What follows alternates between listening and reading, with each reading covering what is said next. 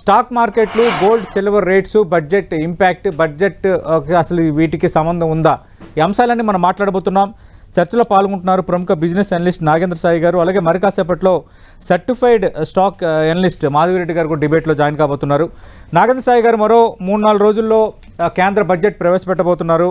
మీ అంచనా ఏంటి? ప్రధానంగా ఈ స్టాక్ మార్కెట్లు పై ఇంపాక్ట్ ఏమాత్రం పాజిటివ్గా ఉండే అవకాశం ఏమైనా ఉందా?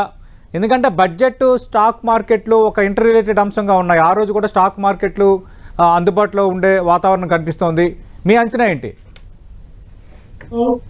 ఫస్ట్ ఆఫ్ ఆల్ థ్యాంక్స్ అండి ప్రీ బడ్జెట్ డిబేట్ కి నన్ను ఆహ్వానించినందుకు. ఇక్కడ మనకి బడ్జెట్ 1వ తారీఖున ఉంది, ఆదివారం వచ్చింది. సో ఆదివారం కూడా స్టాక్ మార్కెట్స్ వర్క్ చేస్తున్నాయి. ఇలాంటి సినారియో లాస్ట్ 3 years నుంచి మనం చూస్తున్నాము. ఎందుకంటే బడ్జెట్ తర్వాత రోజు రామిఫికేషన్స్ అంటే వాళ్ళ బడ్జెట్ లో తీసుకున్న నిర్ణయాలు ఏదైనా ఎఫెక్ట్ కొన్ని సెక్టార్స్ కి పాజిటివ్ ఉంటుంది, కొన్ని సెక్టార్స్ కి నెగిటివ్ ఉంటుంది.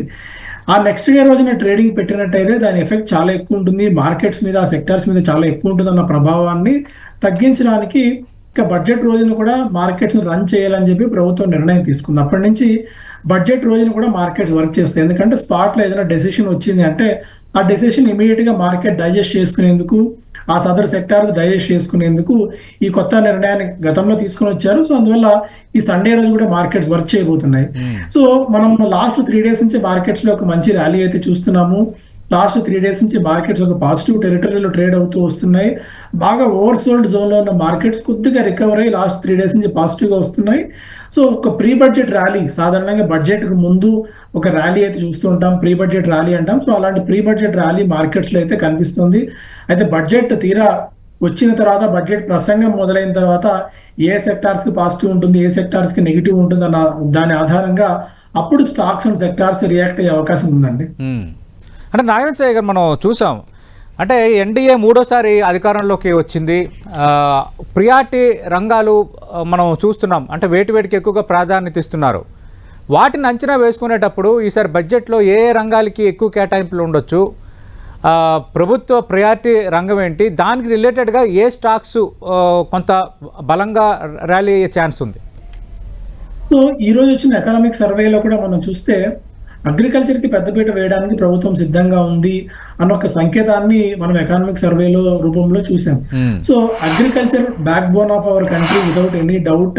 సో స్టిల్ ఇంకా అగ్రి విషయంలో మనం థర్స్ట్ చాలా ఎక్కువగా ఉండే అవకాశం ఉంది. అండ్ మేజర్ గా ఈ ప్రభుత్వం బీజేపీ ఎప్పటి నుంచే కదా, ఎప్పుడున్నా కూడా ఇన్ఫ్రాస్ట్రక్చర్ మీద ఫోకస్ చాలా ఎక్కువగా ఉంటుంది.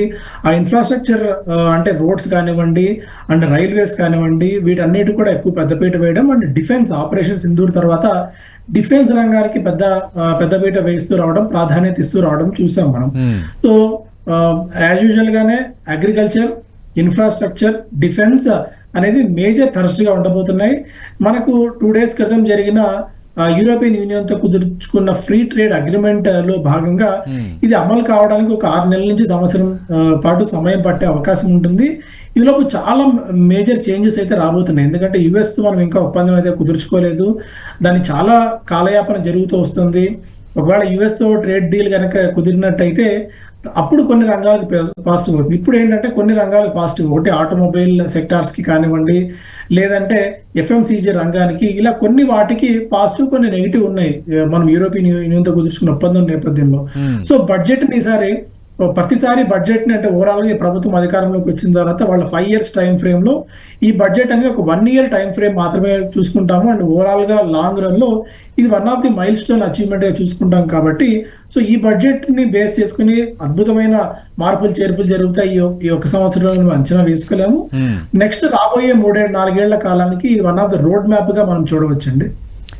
అంటే మీరు చెప్పినట్టుగా ఆటోమొబైల్స్, ఎఫ్ఎంసీజీ, అలాగే ఇన్ఫ్రాస్ట్రక్చరు, అలాగే అగ్రికల్చర్ రిలేటెడ్గా వీటికి రిలేటెడ్గా ఉన్న స్టాక్స్కి కొంత భవిష్యత్తు పాజిటివ్గా ఉండొచ్చు, అంతేనా?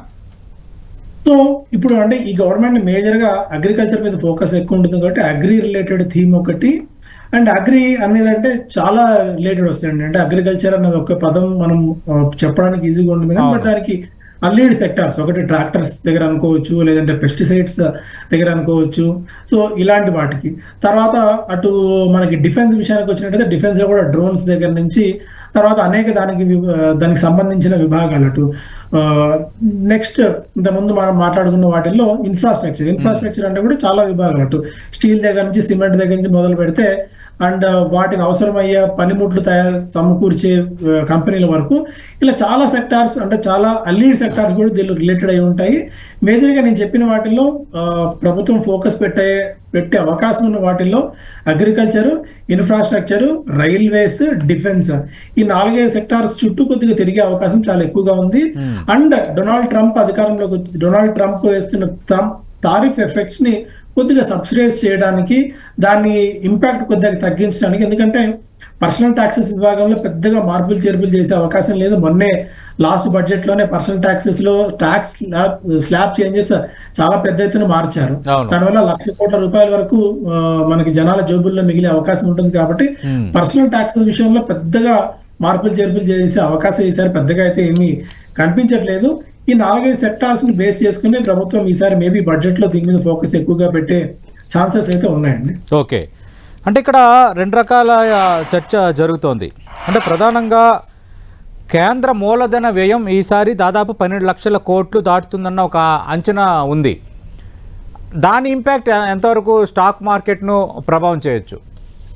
సో మేజర్గా ఏంటంటే ఇప్పుడు ఈ ఫిజికల్ డిసిప్లిన్ పాయింట్ ఆఫ్ వ్యూలో, ఫిజికల్ డెఫిసిట్ పాయింట్ ఆఫ్ వ్యూలో ప్రభుత్వం అంటే ఇప్పుడున్న మార్కెట్ కండిషన్స్కి తగ్గట్టు, ఇప్పుడున్న ఎకానమిక్ కండిషన్స్కి తగ్గట్టు కొద్దిగా అప్పులు అనేది అయితే గట్టిగానే చేస్తుంది.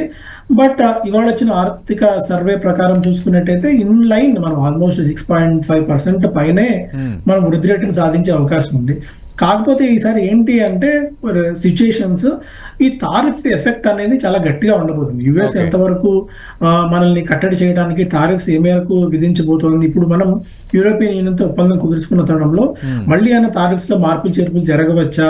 ఎందుకంటే ఇప్పటికే రష్యాతో మనం అక్కడి నుంచి చమురు తీసుకుంటున్నాం కాబట్టి మనం మీద అడిషనల్ గా 25% టారిఫ్స్ విధించారు. అంటే మనం ఎంతో కొంత యుఎస్ తో ఒక క్లారిటీ తీసుకున్నంత వరకు ఈ ఇంపాక్ట్ అయితే మనం భరించాల్సి రావచ్చు. సో మేజర్ గా ప్రభుత్వం వీటన్నిటిని దృష్టిలో పెట్టుకొని అటు టారిఫ్ వార్ అండ్ ప్రపంచవ్యాప్తంగా జరుగుతున్న రకరకాల geo political tensions and major గా రూపీ నానాటికి తీసుకట్టుగా తయారైపోతుంది. ₹92.5 వచ్చేసింది, ఇంకా ₹93 చేరుకోవటం, తర్వాత అంతకంటే దిగిపోవడం అనేది పెద్ద ఆశ్చర్యకరమైన విషయం ఏం కనిపించట్లేదు. బికాస్ గ్లోబల్ గా అనేక టెన్షన్స్ నేపథ్యంలో వీటన్నిటిని దృష్టిలో పెట్టుకొని ప్రభుత్వం ఈసారి కొద్దిగా ఫిజికల్ డెఫిసిట్ విషయంలో కొద్దిగా కట్టుదిట్టమైన నిర్ణయాలు, కట్టుదిట్టమైన చర్యలు తీసుకునే అవకాశాలు చాలా క్లియర్ కట్ గా కనిపిస్తున్నాయి. బట్ మార్కెట్ దీన్ని డైజెస్ట్ చేసుకుంటుందా, మార్కెట్ దీన్ని ఎంతవరకు తీసుకుంటుందా అన్నది పెద్దగా మార్కెట్, ఎందుకంటే మార్కెట్ ఇస్ అంటే ఫార్వర్డ్ లుకింగ్ అనిమల్ అంటాం. మనం ముందుగానే మార్కెట్స్ వీటన్నిటిని డిస్కౌంట్ చేసేస్తాయి. సో మేజర్ గా ఏంటి, ఇప్పుడు ప్రభుత్వం ఫోకస్ ఎలా ఉండబోతోంది, దేని మీద ఎంత పెట్టుబడులు పెడతారు, దేని మీద ఎంత ఫోకస్ ఎక్కువ ఉంటుందో దాని మీద ఆ రోజు మార్కెట్స్ రియాక్ట్ అవుతాయి. కానీ మనం ముందుగానే యాజ్ ఆఫ్ నౌ ఇప్పుడు ప్రెడిక్ట్ చేయలేని పరిస్థితి అండి. అంటే సాయి గారు, ఇక్కడ అంటే మ్యూచువల్ ఫండ్స్, డెట్ ఫండ్స్పై ట్యాక్స్ మార్పులను ఇన్వెస్టర్లు ఆశిస్తున్నారు, ఆశలు పెట్టుకోవచ్చా, మీరేమంటారు? సో ప్రతిసారి స్టాక్ మార్కెట్ విషయానికి వచ్చినట్టయితే ఈ ట్రాన్సాక్షన్ ట్యాక్స్లు తగ్గించాలి, మరింత వీటిని వెసులుబాటు కల్పించాలి. ఎందుకంటే ఇప్పుడు దేశంలో గరిష్టంగా 8% మనం మార్కెట్స్ లో ఈక్విటీస్ లో ఇన్వెస్ట్ చేస్తున్న వాళ్ళ సంఖ్య 100 మంది ఉంటే గరిష్టంగా 8-10 మంది మాక్సిమం మనం మార్కెట్స్ వైపు చూస్తున్నాడు. ఇంకా చాలా మంది అంటే ఇంకా మనం స్కోప్ ఇతర డెవలప్డ్ కంట్రీస్ లో చూస్తే 35-45% పైనే మనము ఈక్విటీ మార్కెట్స్ లో డైరెక్ట్ గా ఇన్వెస్ట్ చేసే వాళ్ళ సంఖ్య ఉంటుంది. వాళ్ళతో పోలిస్తే మనం చాలా తక్కువ ఉన్నాం. ఇంకా స్టిల్ మనలో మెజారిటీ అటు గోల్డ్ వైపు, రియల్ ఎస్టేట్ వైపు, వీటి వైపే దృష్టి పెడుతున్నారు. కాబట్టి ఈక్విటీ మార్కెట్స్ వైపు ఇంకా మన వాళ్ళు అంత ఫోకస్ పెట్టట్లేదు. సో మెజారిటీ ఆఫ్ ది జనాల్ని ఈ మార్కెట్ల వైపు ఆకర్షింపజేయాలి అంటే కొద్దిగా ఖర్చుల విషయంలో, కొద్దిగా ట్యాక్సెస్ విషయంలో వాటిలో నియంత్రణ తీసుకురావాలి. సెబీ అంటే ఈ బడ్జెట్ తో సంబంధం లేకుండా సెబీ ముందు నుంచి అలాంటి చర్యలు చేపడుతూనే ఉంది. తాజాగా మ్యూచువల్ ఫండ్స్ విషయంలో కూడా ఖర్చులను మరింతగా నియంత్రణలో ఉంచే విధంగా ప్రభుత్వం చర్యలు అయితే తీసుకుంది.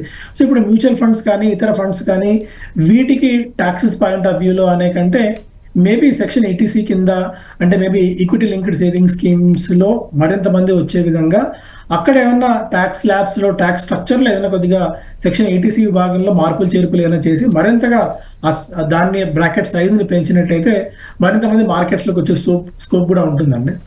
సో వాటి మీద ఫోకస్ పెట్టచ్చేమో కానీ ఈ చిన్న ఈ చార్జెస్ విషయంలో వీటి మీద ఫోకస్ పెట్టే కంటే ఆ పరిధిని పెంచినట్టయితే అంటే 1.5 lakh దాన్ని ఏటీసీని మరింతగా పరిధిని పెంచి దాన్ని 2 lakhs 2.5 lakhs 3 lakhs చేసినట్టయితే ఎక్కువ మంది మార్కెట్లోకి వచ్చే స్కోప్ దొరుకుతుంది. అంటే ఇక్కడ గోల్డ్ సిల్వర్ రేట్స్ ఎప్పుడు చూడనట్టుగా 2025లో స్టిల్ ఇంకా హై చూస్తున్నాం. ఈ జనవరిలోనే దాదాపు ఒక 14-13 రోజుల వ్యవధిలోనే అన్ఎక్స్పెక్టెడ్ హైక్ మనం స్పైక్ కనిపిస్తుంది. అంటే వీటిని కొంత అదుపు చేయడానికో కంట్రోల్ చేయడానికో కొంత స్కోప్ ఏమైనా కేంద్రానికి ఉంటుందా? అసలు బడ్జెట్లు ఈ ప్రస్తావనలు తెచ్చే ఛాన్స్ ఏమైనా ఉంటుందా? సో మీరు అన్నట్టు గోల్డ్ 2025లో దాదాపు 60% పెరిగింది. ఇప్పుడు 2026లో కేవలం 29 రోజులు అంటే ఈ 4 రోజుల వ్యవధిలోనే 20% మేర గోల్డ్ పెరగడం చూసాం. సిల్వర్ కూడా అంతకంటే అనూహ్యంగా పెరుగుతుంది. జనాలు కూడా అంటే అసలు ఎందుకు మనం ఈ గోల్డ్లో ఇన్వెస్ట్ చేయకపోతే అసలు మళ్ళీ దొరుకుతుందో లేదో అన్న ఒక యుఫోరియా మార్కెట్స్లో క్రియేట్ అయిపోయింది గోల్డ్ అండ్ సిల్వర్ విషయంలో. మేబీ ప్రభుత్వం వీటి మీద డైరెక్ట్గా చర్యలు తీసుకునే అవకాశం లేదు. ఎందుకంటే ఇవన్నీ కూడా market forces, international market forces ఆధారంగా ప్రైస్ మూమెంట్స్ ఉంటాయి కాబట్టి. మేబీ అయినా గోల్డ్ బాండ్స్ విషయంలో, ఎందుకంటే గతంలో గోల్డ్ బాండ్స్ని వాళ్ళు నిలిపివేశారు ఎందుకంటే అప్పుడు అవసరం కూడా లేదు అన్న ఉద్దేశంతో. ఇప్పుడు జనాలు మళ్ళీ గోల్డ్ అని వెంటబడుతూ మనం గోల్డ్ బిల్ ఇంపోర్ట్ చేసుకోవాల్సిన అవసరం ఉంటుంది గోల్డ్ని.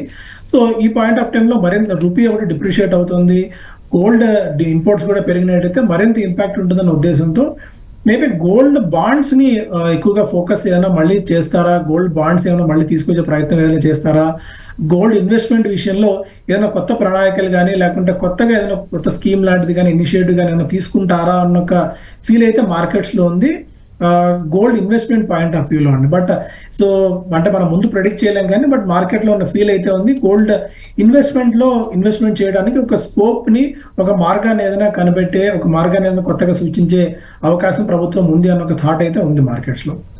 అంటే గతంలో మీరు ప్రస్తావించారు కూడా, గతంలో ఈ సావరిన్ గోల్డ్ బాండ్స్ ఉండేవి, దాన్ని ఆల్రెడీ అప్పుడు రద్దు చేశారు. మళ్ళీ వాటిని పునరుద్ధరించే ఛాన్స్ ఏమైనా ఉందా? ఎందుకంటే వీటితో కొంత రిస్క్ తక్కువ అనే అభిప్రాయం కూడా ఉంది కదా. సో కరెక్ట్ అండి, ఎందుకంటే ఫిజికల్ గోల్డ్ కొనే కంటే మనం ఈ సావరెన్ గోల్డ్ బాండ్స్ SGBs అంటాము, ఆ SGBs లో ఇన్వెస్ట్ చేయటం వల్ల ఒకటి గోల్డ్ ప్రైస్ పెరిగితే ఆటోమేటిక్ గా దాని ఎఫెక్ట్ ఉంటుంది. ఇప్పుడు ఒక రకంగా ప్రభుత్వానికి నష్టమైన పరిస్థితి, ఎందుకంటే ఒకప్పుడు ఇంటర్నేషనల్ మార్కెట్స్ లో $2,600 అట్లా ఉన్నప్పుడు, లేదా మన దగ్గర 60-70 వేలు గోల్డ్ ఉన్నప్పుడు చాలా మంది కొనుగోలు చేశారు. దాని నుంచి ఇప్పుడు ఎందుకంటే దాదాపు 7-8 సిరీస్లు కంటిన్యూస్ గా ఒక్కొక్క సిరీస్ ని తీసుకుంటూ వచ్చింది government, reserve bank of India.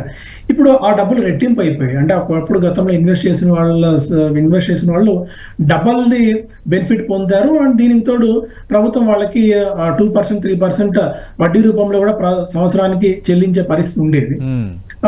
అదొక రకంగా ప్రభుత్వానికి నష్టం కూడా, ఎందుకంటే ఆ ధరల్లో మనం 60-70 వేలు పెట్టి గోల్డ్ బాండ్స్ కొన్న టైంలో ఇప్పుడు వాళ్ళకి రెట్టింపు ఆఫ్ ది డబ్బులు ఇవ్వాలి ఈ పాయింట్ ఆఫ్ టైంలో, ఎందుకంటే గోల్డ్ ధర అంతగా పెరిగింది కాబట్టి మార్కెట్ ఫోర్సెస్ కి తగ్గట్టు. దీనితో మళ్ళీ వడ్డీ రేట్ కూడా చెల్లించాల్సి ఉంటుంది. ఇప్పుడు ఏమవుతుందంటే ఈ పాయింట్ ఆఫ్ టైంలో అట్లీస్ట్ ఆ గోల్డ్ లోకి డబ్బులు కట్టడి చేయడానికి, ఫిజికల్ గోల్డ్ ని జనాలు కొనకుండా కొద్దిగా తగ్గించడానికి మేబీ SGBs మళ్ళీ పునరుద్ధరిస్తారా, లేదంటే వేరే ఆల్టర్నేట్ స్కీమ్ లాంటిది ఏదైనా తీసుకొస్తారా అనేది ఒకసారి మనం చూడాలి. కాకపోతే ఏంటంటే ప్రభుత్వం ఒకప్పటి మాదిరి కేవలం బడ్జెట్ వస్తేనే బడ్జెట్లోనే ప్రస్తావన చేయాలి, బడ్జెట్ వరకు వేచి చూడాలి అన్న థాట్ని ఈ మధ్య గవర్నమెంట్ ఏం తీసుకోవట్లేదు. ఏదైనా డెసిషన్ ఉంది అంటే దాన్ని ముందే తీసేసుకుంటున్నాయి. సో మనం రీసెంట్గా సిగరెట్స్ మీద చూడొచ్చు, సిగరెట్స్ మీద నిర్ణయాలు సాధారణంగా ఎక్సైజ్ డ్యూటీ పెంపు అనేది బడ్జెట్ టైంలో చూస్తుంటాం. బడ్జెట్ కంటే ముందుగానే ఇయర్ స్టార్టింగ్ లోనే గట్టి షాక్ ఇచ్చేసాయి. సో అలా బడ్జెట్ వరకు వెయిట్ చేసి ఆ టైంలో నిర్ణయం తీసుకోవాలన్న థాట్ చేయట్లేదు. ఒకవేళ ఏదైనా మేజర్ డెసిషన్ తీసుకోవాలంటే ముందే తీసుకుంటున్నాయి కాబట్టి సో మేబీ బడ్జెట్లో ఈసారి దానికి సంబంధించిన ప్రస్తావన ఉండొచ్చేమో అన్న ఒక ఫీల్ అయితే ఉంది. ఇన్వెస్ట్మెంట్ పాయింట్ ఆఫ్ వ్యూలో గోల్డ్లో ఇన్వెస్ట్ చేద్దాం అనుకున్న వాళ్ళకి ఒక అసెట్ క్లాస్గా దీనిలో ఇన్వెస్ట్ చేస్తే మీకు ఇంత బెనిఫిట్ ఉంటుందన్న ఒక స్కీమ్ ఏదైనా ప్రవేశపెట్టచ్చేమో అని ఒక థాట్ అయితే ఉంది మార్కెట్స్ లో. బట్ ఇదంతా కూడా ప్రెడిక్షన్ అండ్ గెస్ వర్క్ మాత్రమే అవుతుందండి. ఓకే, ఇక్కడ సాయి గారు, రెండోది 2 ఏళ్ల క్రితం మనం చూసాం ఈ గోల్డ్ సిల్వర్ పైన ఇంపోర్ట్ డ్యూటీని కేంద్రం తగ్గించేసింది, దాదాపు 15% నుంచి 6%కి తగ్గించింది. అంటే మళ్ళీ ఇంపోర్ట్ డ్యూటీ మరింత తగ్గించాలన్నది ఒకవైపు ఇండస్ట్రీ నుంచి డిమాండ్. నిజంగా తగ్గిస్తే మంచిదేనా? తగ్గించే యోచన కేంద్రం చేయొచ్చా? తగ్గిస్తే ప్రయోజనం ఏంటి అసలు ఇంపోర్ట్ డ్యూటీ గోల్డ్ సిల్వర్ మీద తగ్గిస్తే? సో మనకు మేజర్ గా ఎందుకు మనం ఇంపోర్ట్ డ్యూటీ తగ్గించుకోవాల్సి వచ్చిన పరిస్థితి అంటే మనకి ఎక్కువగా గోల్డ్ స్మగుల్ గోల్డ్ ఇండియాకి ఎక్కువ వచ్చేదండి. ఎందుకంటే దుబాయ్ నుంచి కానీ ఎక్కువగా దుబాయ్ నుంచి, సింగపూర్ నుంచి, ఇతర ప్రాంతాల నుంచి మన వాళ్ళు కొంతమంది పెళ్లిళ్ళ సీజన్లో పెళ్లిళ్ళ ఆ టైంలో ఇక్కడి నుంచి దుబాయ్కి ఏకంగా సింగపూర్కి వెళ్ళి అక్కడ షాపింగ్ చేసుకుని అక్కడ హాలిడే ఎంజాయ్ చేసి వస్తూ గోల్డ్ తెచ్చుకునే పరిస్థితి ఉండేది కొద్ది కాలం వరకు. ఎందుకంటే ఆ డ్యూటీస్ మనకంటే అక్కడ ఎక్కువగా ఉన్నాయి, డ్యూటీస్ మనకంటే తక్కువగా ఉన్నాయి. ఇప్పుడు దానికి తోడు సింగపూర్ లాంటి కంట్రీస్లో 7% GST మనకు రిటర్న్ కూడా వస్తుంది కాబట్టి చాలా మంది అట్లా వెళ్ళేవాళ్ళు. ఇప్పుడు ఆ ఇంపోర్ట్ డ్యూటీని తగ్గించడం వల్ల మనం ఇంపోర్ట్ చేసుకున్న గోల్డ్ బిల్ ఒకటి తగ్గుతుంది, గోల్డ్ స్మగ్లింగ్ ఒకటి తగ్గుతుంది, ప్రభుత్వానికి ఆదాయం కూడా పెరుగుతుందనే ఉద్దేశంతో ప్రభుత్వం అప్పట్లో ఈ డ్యూటీస్ స్ట్రక్చర్లో కొద్దిగా మార్పులు చేర్పులు చేయడం వల్ల ఇన్ లైన్ విత్, అంటే ఇప్పుడు దుబాయ్లో ఏ రేట్ దొరుకుతుందో మనకంటే దానికంటే కొద్దిగా ఎక్కువ ధర పెట్టి మనం కొనుగోలు చేస్తాం. కాకపోతే ఇక్కడ మనకు ఈసారి నెగిటివ్ ఏమైపోయింది అంటే రూపీ పతనం అనేది బాగా నెగిటివ్ అయిపోయింది. ఇంటర్నేషనల్ మార్కెట్ లో ధరలు పెరుగుతున్నాయి బికాస్ ఆఫ్ వేరియస్ రీజన్స్. దానికి కూడా రూపీ క్రమక్రమంగా మన కళ్ళ ముందు చూస్తుండగానే 93 రూపాయల దాకా వచ్చేసింది. సో దానివల్ల మనకి ఆ ఇంపాక్ట్ అయితే ఎక్కువ భారాన్ని మనం చూస్తున్నాం.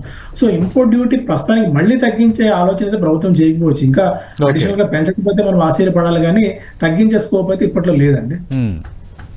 రైట్. ప్రస్తుతం డిబేట్ లో జాయిన్ అవుతున్నారు సర్టిఫైడ్ మార్కెట్ అనలిస్ట్ మాధవిరెడ్డి గారు. మరో 3 రోజుల్లో థ్యాంక్ యూ నాగేంద్ర సాయి గారు. మనం చూస్తున్నాం లార్జర్ సెన్స్లో చూస్తే కేంద్రం కొన్ని కరెక్షన్స్ చేపట్టవచ్చు, కానీ స్పెసిఫిక్గా డిఫెన్సు, అలాగే ఇన్ఫ్రాస్ట్రక్చరు, అలాగే అగ్రికల్చరు, రైల్వేసు, ఈ రిలేటెడ్ స్టాక్స్ అన్నిటికీ కొంత పాజిటివ్ వైబ్ అయితే క్రియేట్ అయ్యే అవకాశం ఉంది, ఒక భూమి అయితే క్రియేట్ అయ్యే అవకాశం ఉంది. అలాగే గోల్డ్ సిల్వర్కి సంబంధించి కొంత ఈ రేట్స్ ఆల్ టైమ్ హై చూపిస్తున్నాయి. కాబట్టి ఈ కరెక్షన్కి కేంద్రం ఏమైనా ఎలాంటి ఇనిషియేటివ్ తీసుకుంటుంది అంటే కేంద్రానికి పూర్తి స్థాయిలో దీనికి సంబంధించి రైట్ లేనప్పటికీ కేంద్రం ఈ కరెక్షన్కి ఏమైనా ప్రయత్నం చేస్తుందా లేదనేది అందరూ ఆసక్తిగా ఎదురు చూస్తున్న అంశం. ఇది ప్రీ బడ్జెట్ సంబంధించి స్టాక్ మార్కెట్స్ అలాగే గోల్డ్ అండ్ సిల్వర్పై బడ్జెట్ ఇంపాక్ట్ ఎంతవరకు ఉండొచ్చు అన్న అంశంపై 10 TV స్పెషల్ డిబేట్.